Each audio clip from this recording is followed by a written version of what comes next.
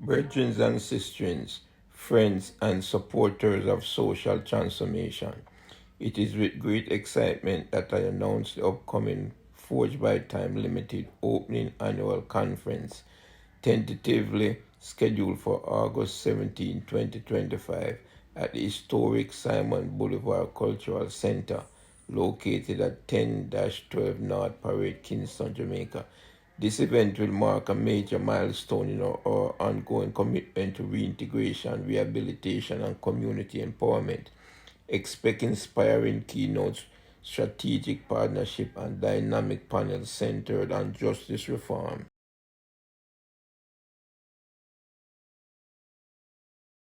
social equality, and sustainable support system for returning citizens. More details will follow soon. Save the date and stand with us as we help shape a new future. And in the same spirit of awakening and elevation, I'm honored to introduce session number 7 of the Rastafari Promise Key Seminary, a powerful continuation in our sacred study series. This session focuses on mental resurrection and the theoretical column within the mind. A deep dive into the spiritual, psychological, and philosophical framework that uplift consciousness and restore divine order within the self. Join us as we explore our ancient truths, Rastafari reasoning, and discipline thought can lead to a liberation from Greetings, mental brethren and bondage and the sisters, construction of a higher inner and welcome reality. to another session Thank you very Gillie much. Priest Let us now Revolutionary proceed to our TV channel. lesson. And today we are going to deal with the Rastafari Promise Key Seminary, session number 7. But before we lead into the lessons for today, dealing with session number 7, I want to cover and touch base on certain things. Like everyone was already informed in the past, we had incorporated a for-profit social enterprise organization by the name of Forge by Time Limited. And Forge by Time Limited is basically an organization created to cater to those involuntary returning resident or returning migrants who is commonly referred to as deportees. Now, in the past, there have been organizations and there are still organizations existing in Jamaica that claims to be representing these involuntary returning migrants, again commonly referred to as deported. And they all serve specific needs that some of these returning migrants may have. But the difference between Forge by Time and any other existing organization is that Forge by Time will be run exclusively by people who serve time of imprisonment anywhere in the world, whether in the United States, Canada, England, anywhere we come from. What is going to be exclusive about our leadership in this organization and different from other organizations who are representing these returning migrants is that we going to exclusively determine our own fate and destiny in terms of trying to reintegrate and develop ourselves within the Jamaican sphere.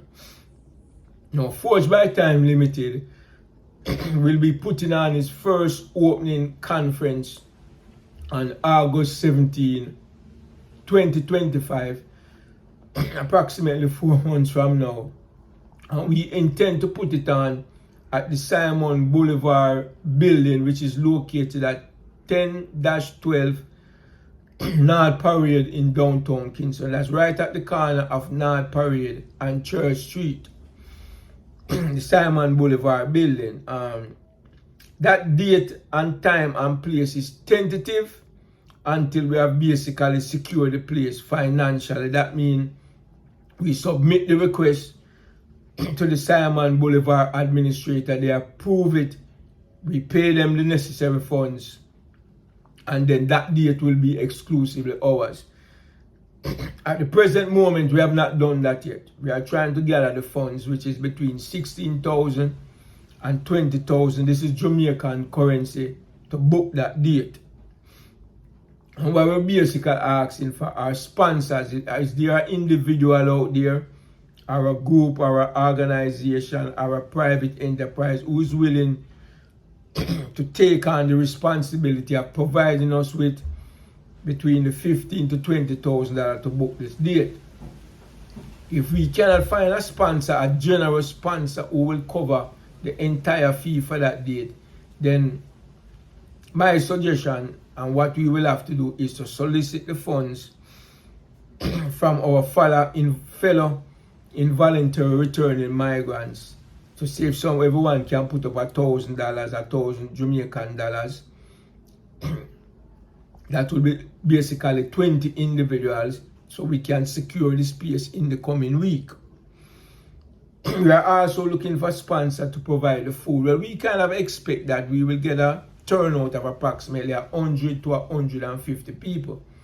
So we are speaking about feeding 150 brethren and sisters who will show up for that tentative date again, August 17, 2025 at the Simon Boulevard building at 10-12 North Parade. The building is located at the exact corner of North Parade and Church Street in downtown Kingston, in the heart of the city, across from the northern section of Parade Parking, a very neutral place where everyone feels comfortable coming to. What we intend to do that day is not only put on our opening function, basically kicking off the existence of our organization and bringing it to the collective consciousness of not only those who represent the involuntary returning migrants, quote unquote again, deportees, but also to the wider Jamaican population and to those who are living in foreign countries, who are our sympathizers, who will willingly support us in our endeavor. And our endeavor again is to reintegrate and develop these returning migrants into the Jamaican society, providing them with services and physical material support that can launch them on to living a crime-free life. Among other things, we intend to keep regular seminar updating our members on new information, how they may go about developing themselves, how they may go about better integrating themselves within the larger society, and basically to keep them in contact with the group from a positive perspective where they can interact with and see people every day who are in a similar position to them, who are making positive changes, making things happen. Our organization also intends in the future to go into the schools, the juveniles home, the prison system. Now we have to remember that Forged by Time Limited is not a non-profit organization. It is a for-profit organization involving social enterprise, involved in community development, involved in national development, involved in racial development. And we intend to inject ourselves in all spheres of life where we believe we will be able to positively influence others, especially amongst the younger generation. That is our aim and objective. So at this conference, we are hoping to meet influencers, entertainers, people within the Jamaican society whom we may be able to call upon in the future to assist us, to better position us amongst those who are involved in creating better changes within the society. We want to link with government and its agency. We want to link with private enterprise. We want to link with influential individuals. Anyone and anywhere we can make referrals to. So if members come in to us who we represent of the involuntary returning migrants and they need certain type of help, we know where to refer them to. We know where to direct them. What is happening in Jamaica presently is that returning residents are coming down. People are leaving institutions in the United States where they are locked up 10, 15, 25, 30, 40 years and coming back to Jamaica penniless, without food, clothes, and shelter. And even though, like I said, there are organizations which are registered in Jamaica and having a charter to represent returning migrants These returning migrants do not have an open door policy to these organizations. Yes, there are organizations that provide a certain type of help, but not necessarily the help that are needed immediately by returning residents. So in putting on this function and trying to organize it and do not have an economic base on which to organize it, we will basically going to have to deal with donation from members who we represent, again, the involuntary returning migrants and their sympathizers, families and friends. So these are what we're reaching out to. So anyone who sees this video, I'm asking you to please forward it on to others so that they can see that we are seeking assistance. And right now, we need financial assistance. Generally, we are going to need roughly 100,000 Jamaican dollars, which is basically $700 to $800 US to put on this function at a minimum basic acceptable level. And like you know, returning residents, again, deportees who have returned already, these people are not really in a position. Yes, some will make the sacrifice. Some maybe can able to do more than a sacrifice. But by and large, overall, people cannot really afford it. So even though ultimately, if push comes to shove, we have to go to these same financially strapped members of our community and ask them to donate at least $1,000 towards the putting on this function. Now, the intent after putting on this function is to have enough donation where we can use that funds to go into other ventures, to create other conferences, to start put on conferences at different places throughout the island, east, west, north, and south, and do not allow everything to be just centralized in Kingston. We have members who we represent on the Western, Westmoreland, Trelawney, Hanover, St. James, all these places are places where I've been getting calls from since I have put out the first bulletin announcing our intent to put on this conference. This conference is needed. We need the collectiveness amongst ourselves to reaffirm our values and purpose that we came out of the system with.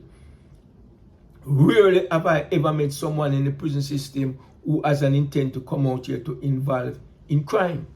But yet when they come down here a lot of time, and like I stated to other individuals, when I returned to this country 11 months ago, the only set of people who reach out to me to offer any form of tangible assistance were people who are still involved in the criminal world. And that is a shame. We come out here, we approach the Rastafari organization, you get a bunch of lip service. Right? We approach a lot of the social service organizations that serve the general Jamaican population. They let it known plain and simple that they do not cater to people who are seen as deportees. And then those organizations that exist to support deportees, they themselves are strapped for finances to support the community. They themselves have admitted that ever since COVID-19, they have fell off. Though they have good intention, they're still trying to provide a certain basic level of support to the deportee, like going to the airport once a month and meeting with them and trying to make them comfortable, giving them some food and try to introduce them to the organization. So even on that simple basic level, we're not dismissing that. That is needed. But we who came out of the system and we who are to yet can't come back to Jamaica, we know specifically what we want. We know what our specific intent is. And that is what Forged by Time Limited seeks to institute throughout the length and breadth of this country. And no one will be able to stop us. No one will be able to circumvent us, because we are going to unite and function at the highest level conceivable of any reputable organization that exists anywhere in the world. So we are asking the brethren and sisters within earshot of this presentation, support us. Support us. There you have the number that we are using. There you have our email address. Right there. Contact us. You understand? Pledge your support. Asking someone to come up between 15 and 20,000 Jamaican dollars so we can go and book the space for this historic opening conference. It's no more than 150 United States dollar. No more than that. And we have supporters who are looking forward to this conference, even who resides in foreign country. You can make a pledge. You can make an offer. You can help make this happen. You can make the pursuit a little bit easier than we have to go back to these desperate, destitute members who represent and trying to take a dollar out of their pocket. But again, if that is what we have to do, that is what we will do. So keep in mind again, brethren and sisters, Forged by Time Limited, organization representing the involuntary returning migrants, quote unquote, deport, who are coming back to this country, who needs effective representation, who needs legal representation, who needs an easy route and how to go about getting their necessary documents and opening a bank account so they can integrate themselves within society. And from a position where they do not have to offer, where they do not have to accept any type of offer that may drag them back into the criminal underworld. So our intent is to contact government, integrate with government agency, the Ministry of Justice, the Ministry of Works, the Ministry of Labor, the Ministry of Gender and Sport. All of these ministries we intend to integrate ourselves to create an organic approach towards bringing in these brethren through a rehabilitative mindset where they can function as effective social developers within our own country. So I'm looking forward to the support. Right? So far I'm trying to get some more adequate space that could accommodate 100 members. We're having problems with that. Problems in the sense that some places are really trying to get $2,000 for 4 hours. 2,500 US for 5 hours. You understand? So we cannot afford that at this moment, and I do not foresee anyone stepping forth right now and say, okay, he or she or that entity will put up $2,000 to get us the adequate space. So we are going to have to set up our space where we have a comfortable seated position of 50, and standing and seated you can get 75. Now the good thing is there's an outside court where for those who cannot come in, they can overflow into the outside court, and then what we may be able to do is put some speaker box out there so they can hear the presentations that's being delivered. But by the hook or the crook, the presentation, this opening conference will be coming forth on August 17th, 2025. Whether or not we are able to secure an adequate space to accommodate a little bit more than 100.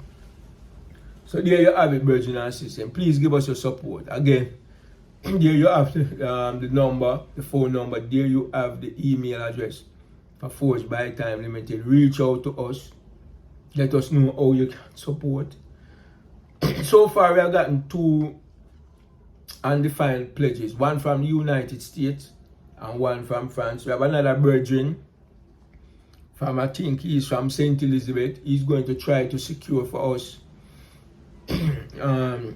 some juices from the company that he works at. He said he may be able to get us some beverage, water, not the adequate amount for 150 people, but whatever he gets, then we will have to try to make that up financially to get the rest. So let's hope that that contribution that he's going to seek from his company will come true. And we are looking for brethren who have contacts so where we can buy the necessary foodstuffs that we're going, because we do not have the means to cater from a restaurant the food to provide for the congregants that day. So we are thinking about buying the food ourselves. Some of the brethren have already volunteered to cook the food. So we may have to go out there, and I'm pretty sure we will have to go out there and buy the necessary food to meet that. We're going to serve the basic thing that the average person out in the community eat.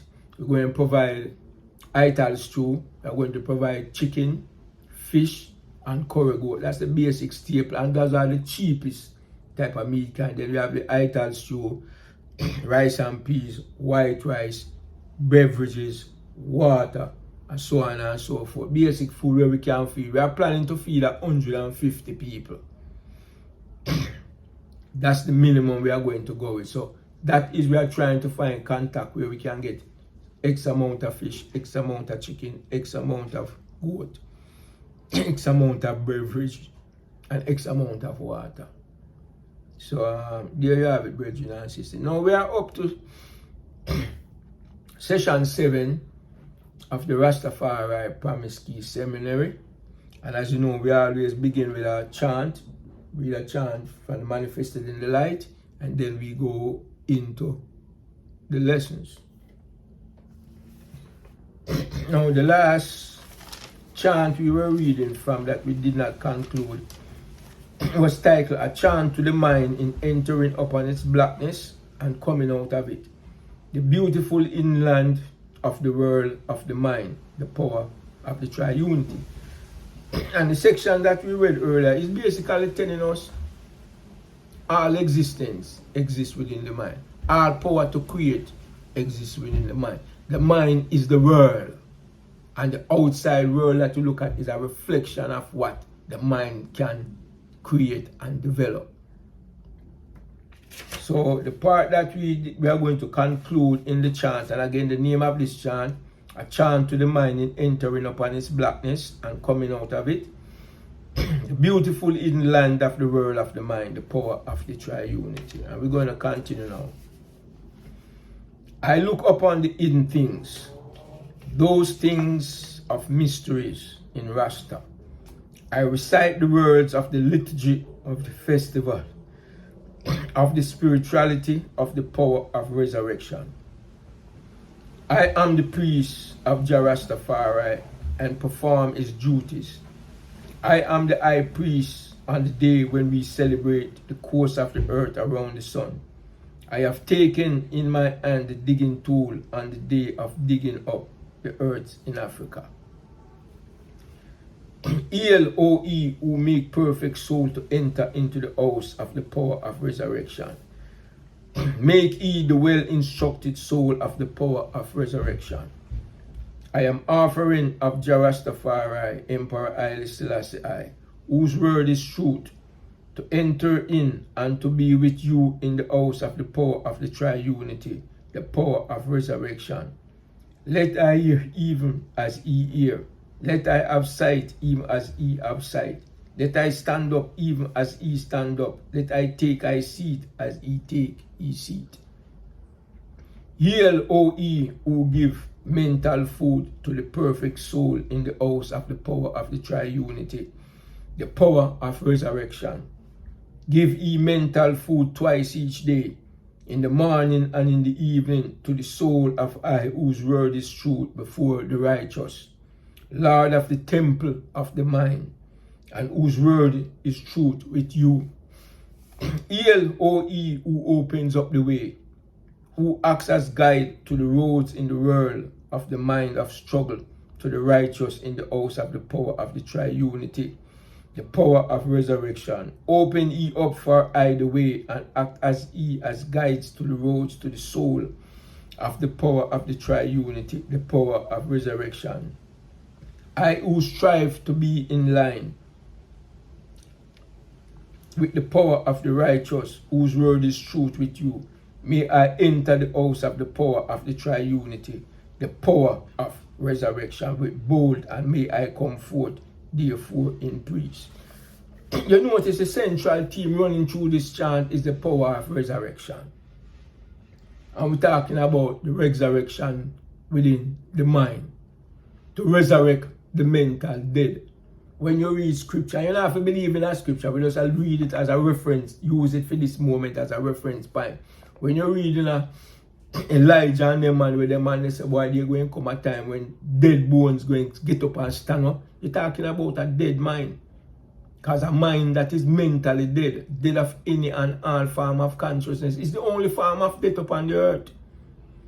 And as we can see, even in the most recent time period we're going through now, there's a mental resurrection taking place through the mind and consciousness of the African race upon the face of the earth. We can see where we are in a death struggle for control over our mind against evil forces, against the Babylonian forces. And when I say evil forces, I'm not talking about look hidden behind the door forces. I'm talking forces where it's government, forces where institutions, the IMF, the World Bank, the laws of the sea, the international, all these are institutions created to exploit and subjugate the African race. These are not institutions who act the way they try to portray themselves as being egalitarian to serve humanity.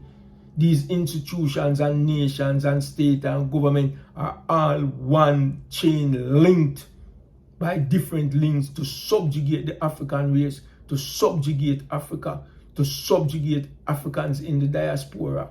Let's not fool ourselves. All of these education institutions, all of these religions, each and every aspect of every people, cultural, racial, political, and economic, is created to subdue us. The liberation of Africa and the African people signified the demise and the fall of Babylon. Babylon has created an existence and a world that is based upon the raw resources and the human body of Africa and the African race. There is no go around that. It's plain and simple. We are raw material to them. Just like where Ibrahim Traore said, how can Africa be the poorest continent on the face of the earth, yet you can't get the European them out? All of them want to claim say them have a right for day in Africa. Why are people fighting over a land and a people that they say has no value? Where poverty is rampant. Where healthcare, education and basic services non-existent basically in a lot of places. Why are they fighting and going to the hilt to remain in our land? Again, the richest continent with material is the poorest social base upon the face of the earth. Why are they fighting so much and so hard to be in a land of poverty and ignorance? They and their representation in our land represent our exploitation. So when we're talking about resurrection of the mental mind, it's not a thing where you just read 2 books and you gain certain knowledge and you claim say you free the mind. No, man. A resurrection of the mentally dead and coming into life is where that resurrection is integrated within the mental and the physical and the social characteristics and the biological characteristics of the individual. Because if it is not integrated, you will find yourself believing in things that you are not willing to die for, things that you are not willing to kill for. You just believe to believe it, but when you are tested, when that day comes for you to be tested to say if you really believe that which you say you believe, then you know you're going to prove to yourself that you do. You already know so you don't believe it. In terms of integrated within your very existence. So at this chant yet I deal with resurrection. How do we resurrect our mind? And we can see within this dispensation that we are presently living, the mind is being resurrected. And a resurrected African mind is a threat to each and every nation and people upon the face of the earth. Africa is a continent that needs no economic contact with no nation and people upon the face of the earth. Africa has everything. We don't need nothing from nowhere upon the face of the earth. But turn it around and look. Can Europe exist without the raw material in Africa? No. Can China exist without the... No. Can Japan exist? None of them. Their salvation is based upon our demise. It can't be made more plain and simple upon that. And what make our exploitation so universal amongst all people and all nations is because we are mentally dead. And have been mentally dead for centuries. Africa has been supplying raw material to the external world for more than 2,500 years. More than 2,500 years. Different aspects and different parts of Africa has been nothing but a resources for European, Chinese, Indian, and all the different races. And that's the reality of our situation. So when we read these chants, we're talking about going into the black mind, going into our own cranium, resurrecting ourselves. None but ourselves can free our mind. Until we free our mind, we see another way is freeing our own consciousness. It's a losing battle. We can read all the book where we want. We can agree with everything where we read in the book. If it is not integrated within our personal and individual characteristics, where we reach the point that that which we believe is that which we are willing to die and kill for, then it's a waste of time. And that is what the Rastafari promise key is here to do. That is the manifest destiny of the Rastafari movement. The manifest destiny of what you call Jamaicans is to fight an eternal struggle to liberate the minds of the African race anywhere upon the face of the earth, through music, through literature, through food, through struggles, through setting examples. So that's what the thing said.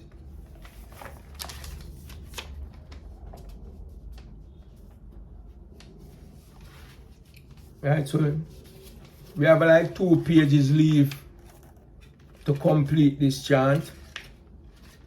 So the rest of this chant now we're going to deal with during session number 8. Now in terms of going to the reasoning lessons for this week, the title for this reasoning lesson this week is about the germ of life. And the heading is, humanity must pass through death and into the realm of life and light, and then unto a being of divine light, who conquers all form of death, and to be a master of being born again. I read it again. The reasoning lesson for today, lesson and session number 7, is about the germ of life. What is the germ of life? What do we mean when we use the term germ of life? Caption one more time. Humanity must pass through death and into the realm of life and light, and then unto a being of divine light, who conquers all form of death and be a master of being born again. Right now, black people, for the last 2,500 years, we are tried. Let's go forward to the term Rasta, because it will give you a clearer with this German life thing. Rasta is an ancient word, that word Rasta. In some ancient Egyptian document, it is spelled as R-A-S-T-A, and in some documents, R-A-S-T-U. And the meaning from thousands of years ago for the word Rasta means basically a passage from death to life. A passage, the word Rasta meaning ancient Egyptian hieroglyphics, is a passage from death to life. And the name of this germ of life, humanity must pass through death and into the realm of life and light. Because life equals light. And then unto a being of divine light who conquers all form of death. Once the mind gets resurrected, then on each and every level where there's a conceptualized concept of death, a mind that is into conscious life and light put all concept of death aside. And basically I say, life and death no mix. Once you attain one, the other one is demise. The other one is demolished. So we as a people who have been, because you can't say we as a people exist in life and light when we are being oppressed by every nation and every people and every doctrine and every philosophy and every concept throughout the face of the earth. You can't say we are a people who are alive. We are just coming alive. We have been treading through the valley of death for centuries, for millenniums. But today we can see where we are emerging into life and light through the development of our consciousness, and then on to becoming a supreme mind that exists within the enfolds and the organic oneness of the one supreme mind that governs all creation. There was where we were once as a people when we ruled all creation, before we began existing in the valley of death, before we were conquered and subdued. Because remember, you know, the physical conquered and subdued of the African race by external forces physically could only have taken place after we went dead mentally. Because a people who is consciously alive, mentally, physically, spiritually, cannot be conquered. You cannot be conquered. It is impossible to conquer life and light. So that is telling you that when we start to encounter the Greeks and the Romans and the Persians and the Arabs and the Assyrians, especially those people who are of the hue that they are today, we could not withstand their judgment upon us. We could not withstand it, because we were already declining into a state of mental death. We were regressing mentally. Our institutions were decaying, our philosophy became outdated, and our philosophers become minuscule in their thinking process. And that is why we were defeated, and that is why we remain defeated. And as the struggle tried to develop on one level, Babylonians come at us with a different argument, with a different concept, always trying to tar our progression forward. You see, the evil forces where we are dealing with, you know, these evil forces are conceived and pushed out through educational institutions, through religious institutions, through monetary institutions, through political institutions. So they come up with terms like all humanity and one humanity. And what me and you believe humanity is not what they believe humanity. That's not the purpose of the definition of the humanity that they create. When you're talking about the oneness of humanity, that is foolishness. There is no oneness of humanity when it comes to defining and developing the struggle for the African race, to liberate the African race. It's always black people that want to align with everybody else to create this so-called oneness and liberate the whole world. Here you are as an African people and black people fighting to liberate the world when you can't even liberate yourself. But you want to liberate every race.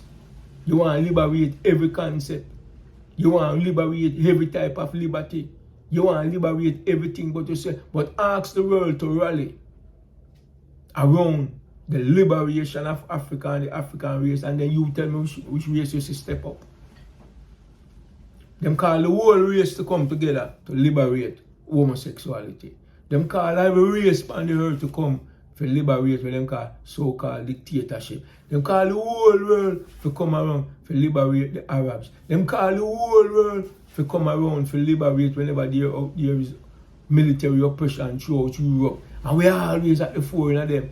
Tell me the last time you have ever seen a worldwide call for all races to come together to liberate the African race. If you can show that to me, me eat every word that come out of my mouth. And not come show me no little one white man, and no little one white woman, or no little one Arab a marching in a crowd with a banner up. That is not what we're talking about. We're talking about humanity, as they use the term humanity, coming together to live. Why is it in the entire existence of the African continent, the only nation and people, and them are still black people, the majority of them, will ever go to the aid of African military, is Cuba? Whether you agree with them or not, Cuba is the only one that physically ever shed their blood for the liberation of Africa and African people. And Cuba is a black nation, regardless of the minimum amount of European blood that exists on the elite class over there. At the end of the day, Africans left Cuba and go die for Africans in Angola and in other places. So that are the reality of the situation. So when we just read in the chant, they talk about a resurrected mind. A resurrected mind is a mind that has really traversed the path of death and is now onto the path of life and light. And is moving on progressively towards becoming one with the divine mind. That one supreme divine mind consciousness that rule and govern all things in creation.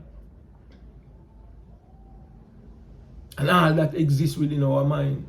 Every element that exists in the physical space upon the earth exists in the human body, exists in the human brain. I saw the thing said, my brother.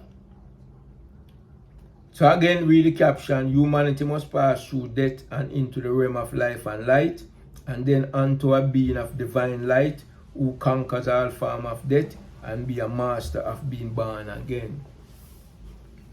I'm going to read some of the text now.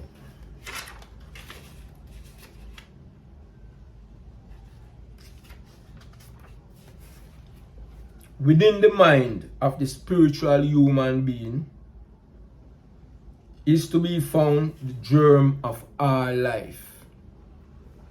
And there lies all existence within the grasp of the divine, living, spiritual human being.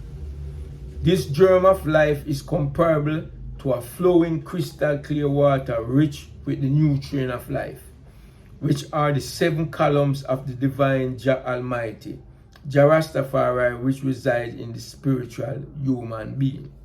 Now when we speak of the 7 columns of the divine mind, it's like when you construct a building, any type of building, it is structurally situated where there are columns. And what does the columns do? The columns bear most of the weight in order to keep the building upright. Sometimes an entire building can be constructed on the physical principle and the physique principle of a column. Like for example, where you build a building in a circle is where the weight of the building is distributed equally through the entire building. But when you see a building with clearly defined columns, it means that those columns bears the majority of the weight of the entire architectural structure, so the building can withstand its own weight and remain standing. Is the same thing that exists within the human being mind. There has to be erected columns in your thought process that helps to shore up and hold up the consciousness, your life-giving and light-giving consciousness within the whole existence. So what are these columns?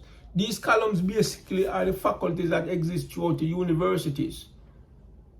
So in order for European mind, or in order for the Chinese mind, or in order for the Indian mind to develop a world and a liberty that give them a certain level of economic existence, so these columns exist within their mind. What are these columns that exist in a person's mind? You have to have a philosophy. You have to have a faith belief structure as one. You have to have a economic doctrine. You have to have a political doctrine. You have to have a psychological. Every faculty that exists within any competent university throughout the world, these faculty, and when I say faculty, what it means, the different areas through which you can attain a degree, each degree that you can attain in a particular area is a column of the mind.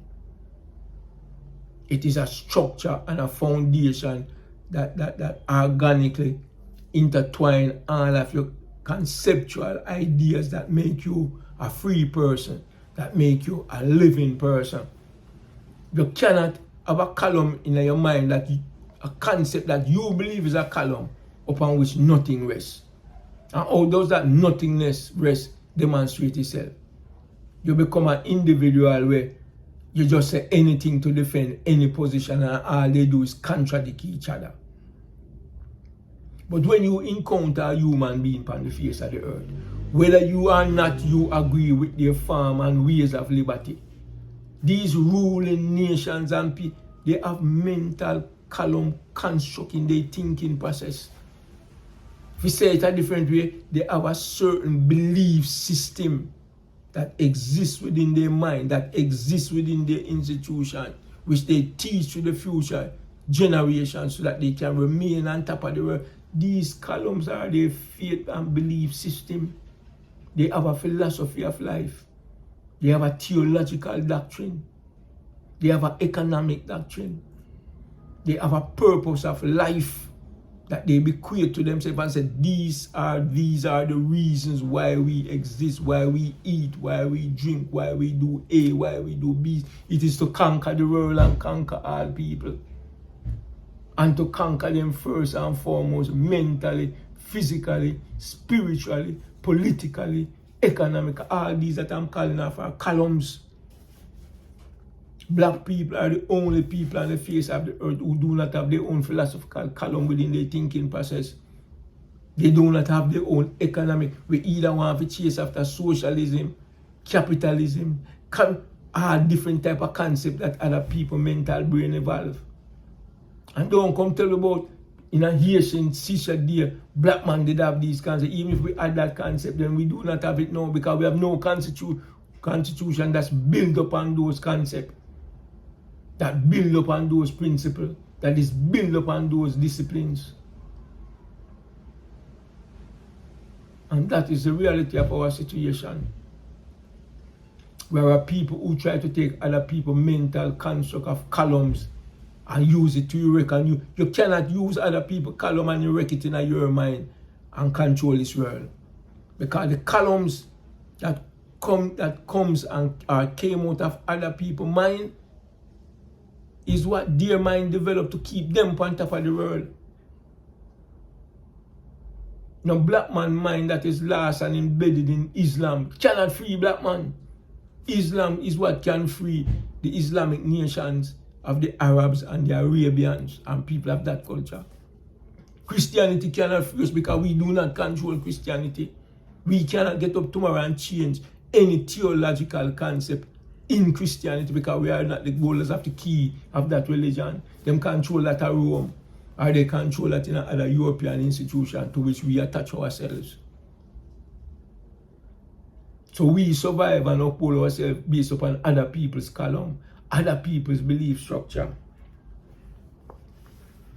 So wait I tell you, so we never mind, we must record our own structure. When you record your own structure, that is what is the germ of life. The germ, that beginning,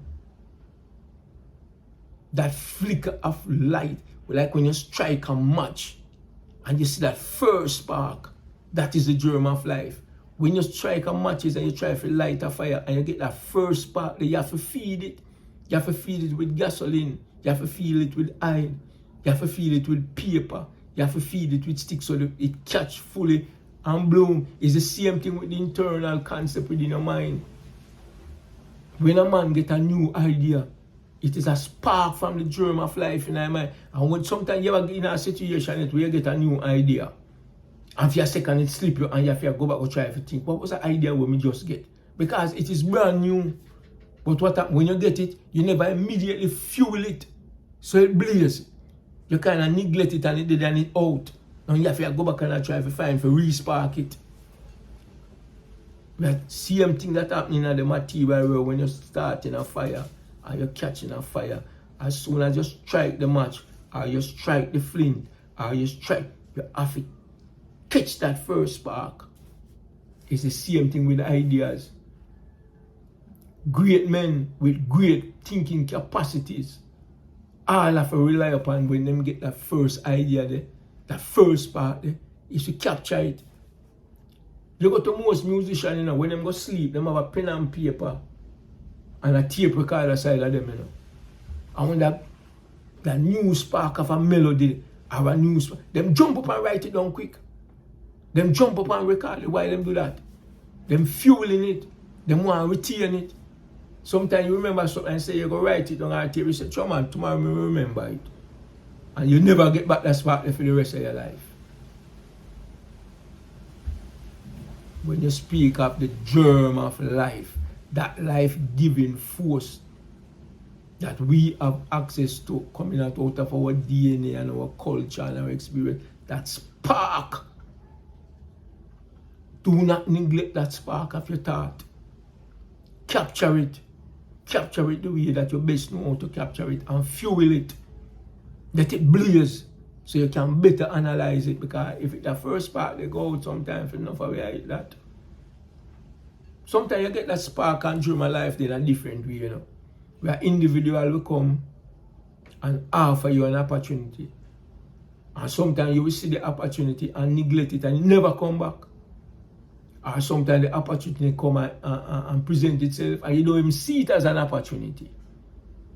And maybe years later now when your cranium open up a little and you can see a little bit clearer mentally, you say, John, no, my brother or my sister, look how the opportunity they come and make it slip by.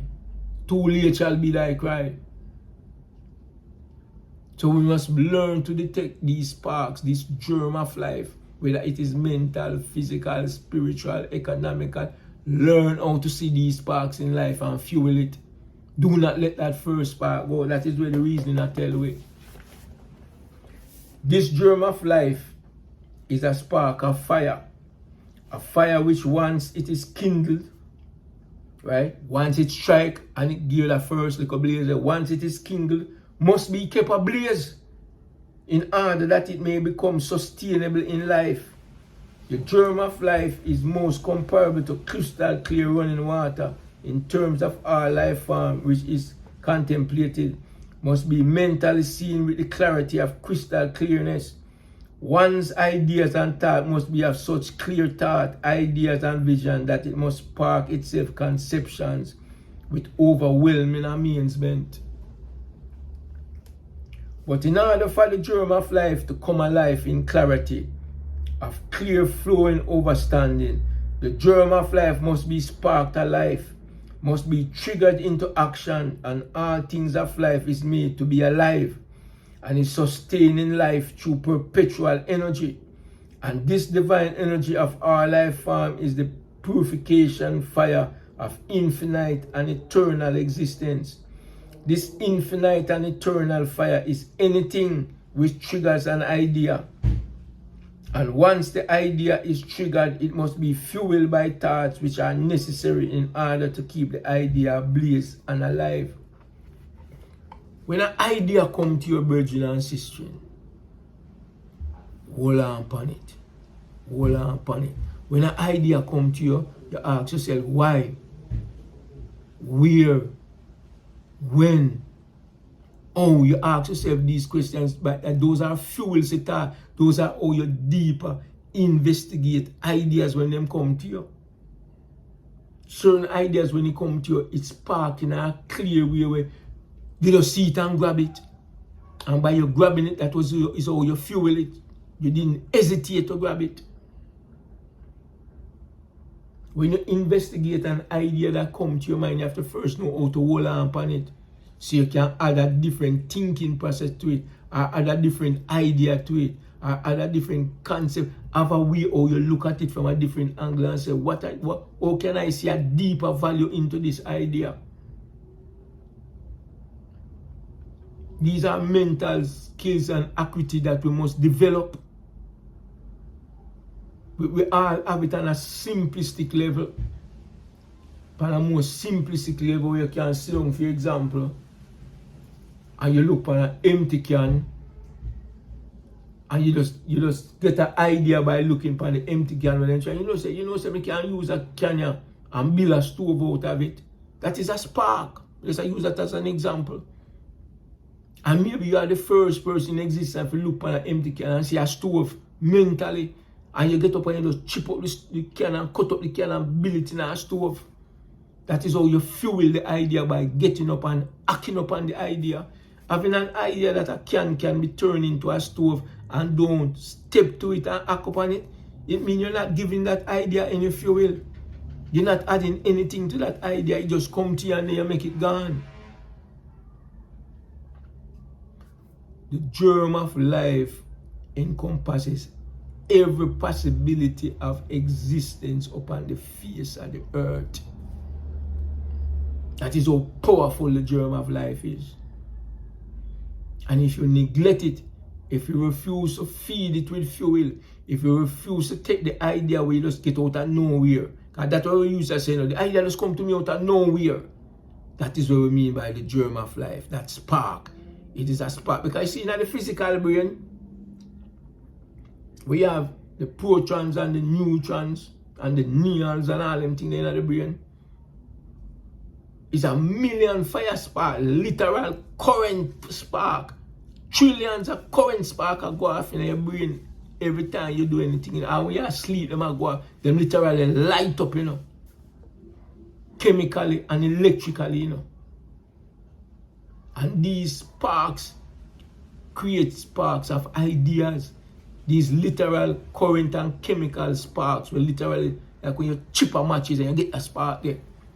That is how idea is sparking in the brain.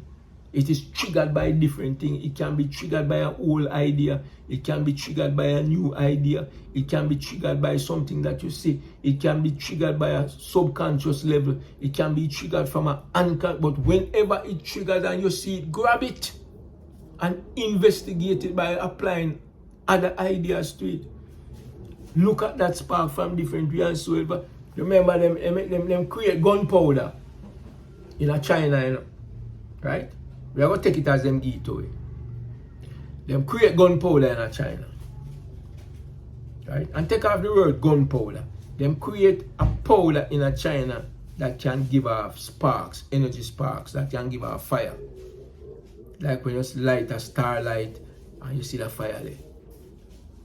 And when the white man go in Europe and see it, it spark an idea. Hold on, I can use this and spark and make it take a stone or a piece of metal and shoot it over there so by the power of the spark and kill a man.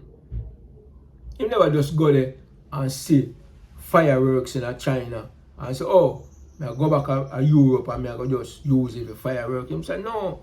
He asks him, say, once him see it and get the idea, he say, what we can do with this? How we can change it? How we can look on it different? Out of the thinking process, they come up with a gun and a cannon and a warship and a warboat and a warplane. Create nothing but death and destruction and conquer upon the four corners upon the face of the earth. After the one spark idea when you get when him see something. In all things. Once an idea is triggered into life, once you act upon an idea physically, and this life of idea is kept ablaze through the fuel of thought, a life process has commenced which is imbued with the Almighty Creator, Jah Rastafari, at its very core. For the fire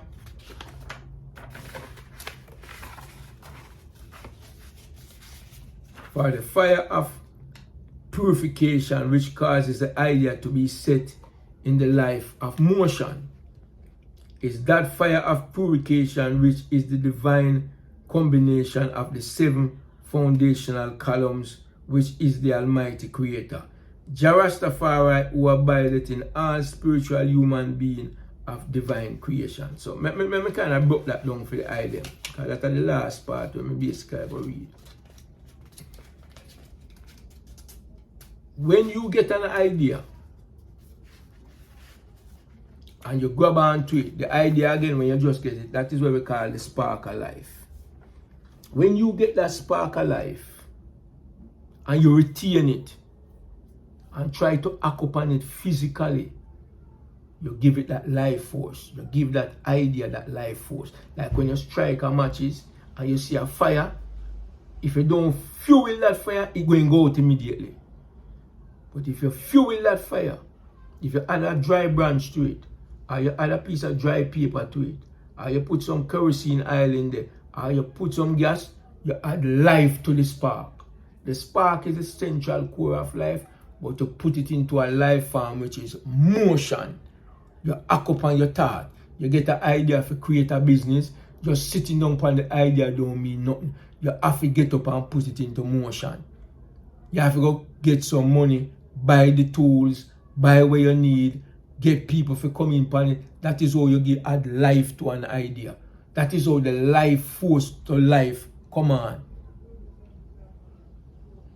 And once you get that life force, once you fuel that idea where you get that germ of life, and you add motion to it, mean that you act upon it,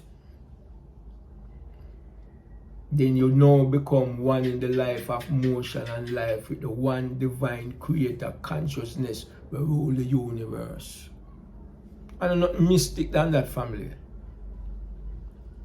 And I'm no man or no woman up in the sky at that force. That it does a childish imagination that Babylonian has imbued in our mind.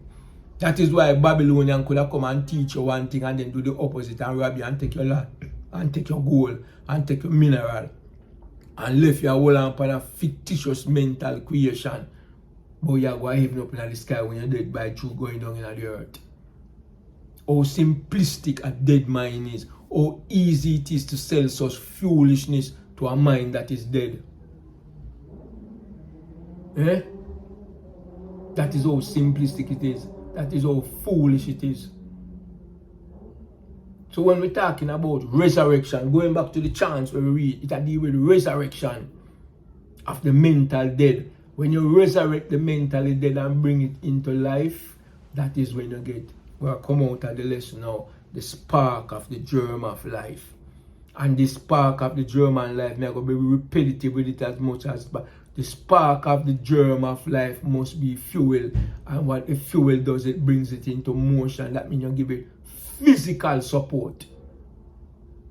And when you give it that physical support and you bring it into that motion form, that is how the mental brain and that idea become one with the universal supreme mind of creation.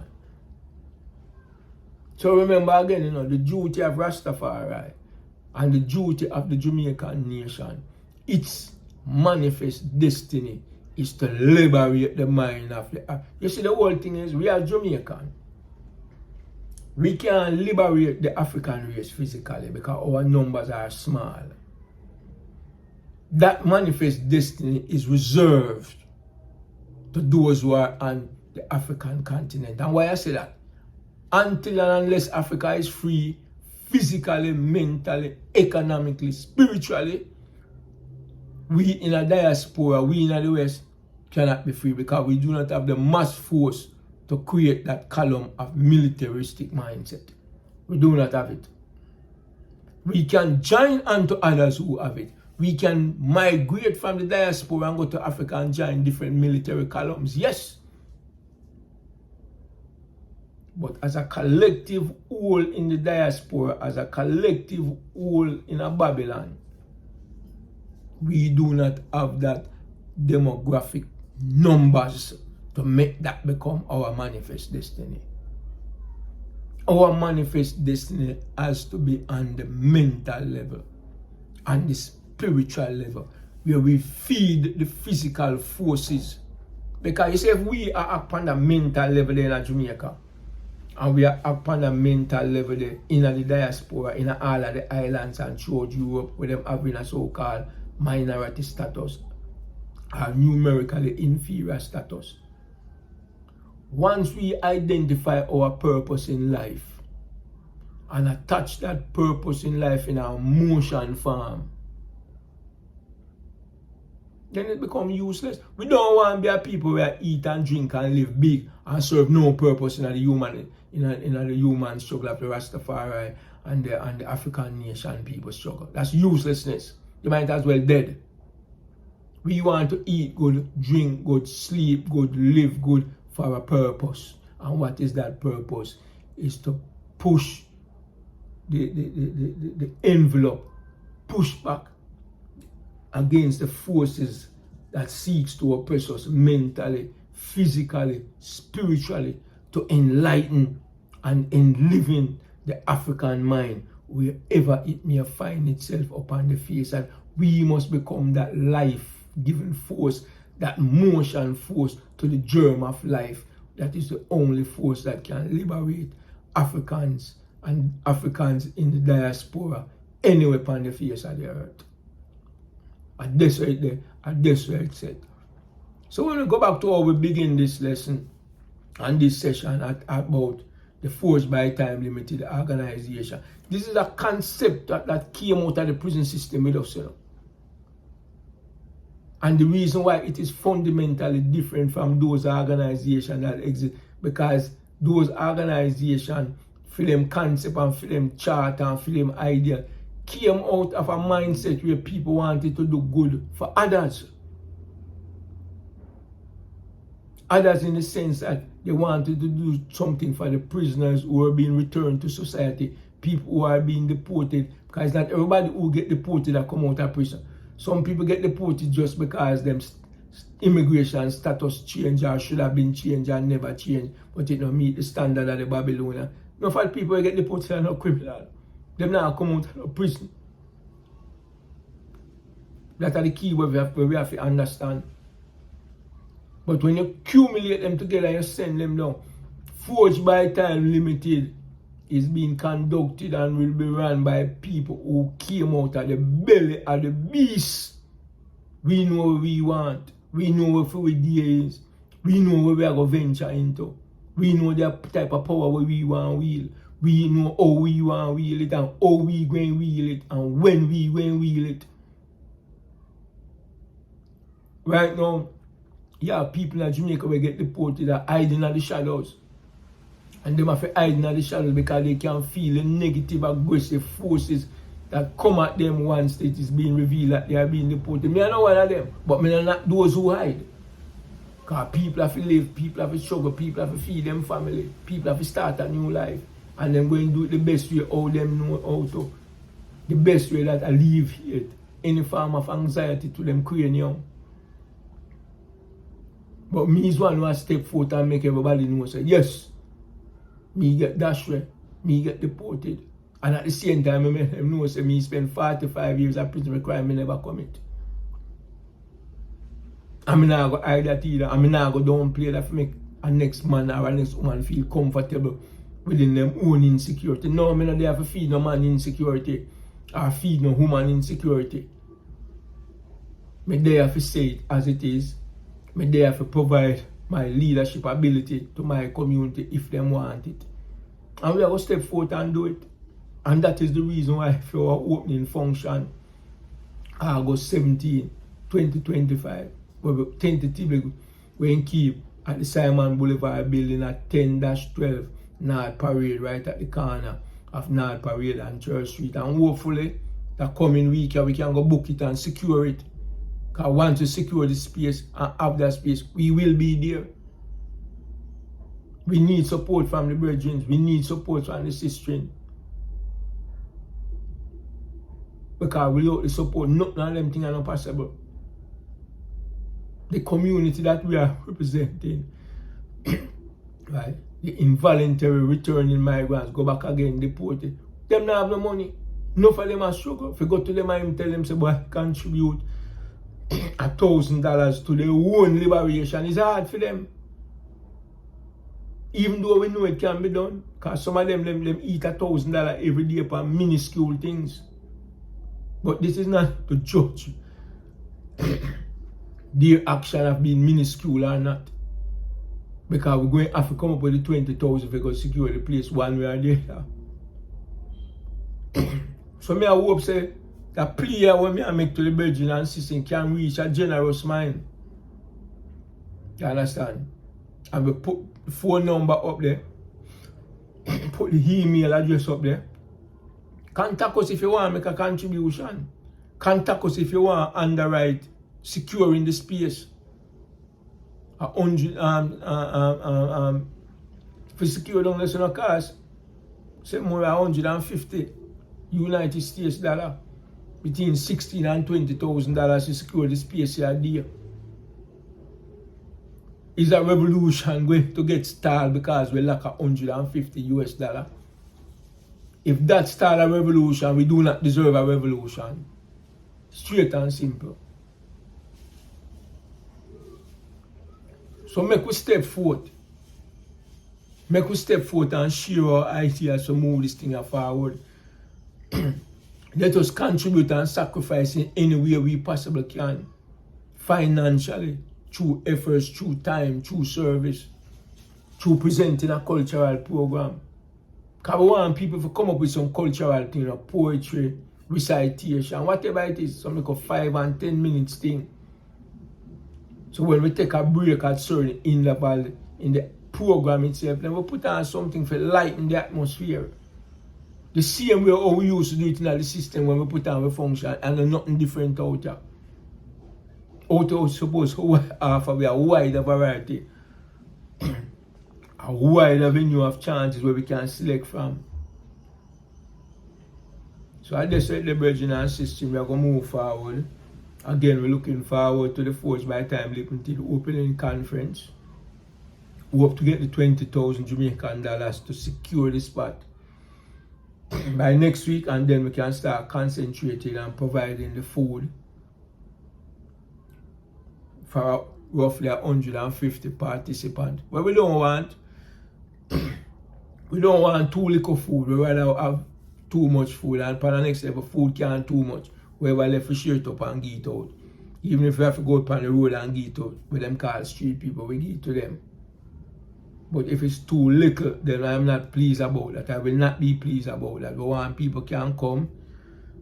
And one of the things we will use with the function is also to use the opening function as a fundraising process for the next event. So the next event, we don't have to solicit too much financial assistance from anything, because what we're going to do is ask for a donation from the people that are coming in. We're not setting the price to nobody. Because if a man don't have it, him don't have it. But for those who can give $1,000 or $1,500, give something towards a plate of food. So at least we can know, so okay, at the end of the day, we have $150,000 or $200,000, and this will go towards the next seminar, because we want them things to become at least biannual, at least 2 times a year. It will be a glory if we can go 3 times a year. Every 4 months we can put on something to support the community, to support the organization, to support Forge by Time Limited. And without going around any corner, we make everyone know on numerous occasions, this is a for-profit social enterprising organization. That means we seek to attain a profit, to use it to build the organization, to employ people, to create avenues of people, to have people where we can employ in the organization, so people have daily access to it, where we can go out and attain our own space. These are not things that will come to us magically out of the sky. So when the brethren and sisters them hear this, I ask them to forward it on and think about it deeply to give us that support that we're looking for. So brethren and sisters, until another time, this is Gillie Priest Revolutionary Channel presenting the Rastafari Promise Key Seminary session number 7. Thank you very much. One God, one aim, one destiny. And one more thing before me go. Ibrahim Traore, give him no support, man. Give him no moral support. Give him no ethical support. Who want to go link up physically, go link up physically. Who want to use it as a platform for stand pan, for getting at the show, use it as a platform for stand pan. But give them support whichever way you can. And thanks to those who gave them support on April 30th. Thank you all very much to those who came out on the western end of the island in Kingston, in different places, demonstration, protest, symposium, whatever way. We appreciate it. Thank you very much. Respect.